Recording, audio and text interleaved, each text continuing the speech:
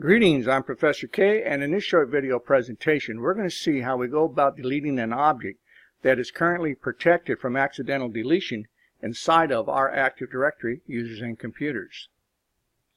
In this example, I want to get rid of the test users organizational unit as I no longer need it.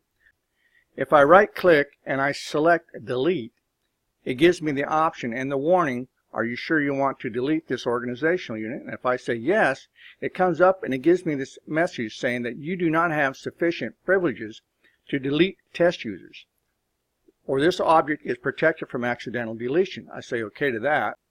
Now to delete this test user's organizational container, I first need to change my view. So I'm going to go up to the taskbar, I'm going to go to View, and I'm going to select Advanced Features. From here, I'm going to find the object that is currently protected from accidental deletion inside of my Active Directory. I'm going to right click and I'm going to select Properties. From here, I'm going to go to the Objects tab, and down here, if I uncheck this box, that will remove that protection. I say Apply, say OK.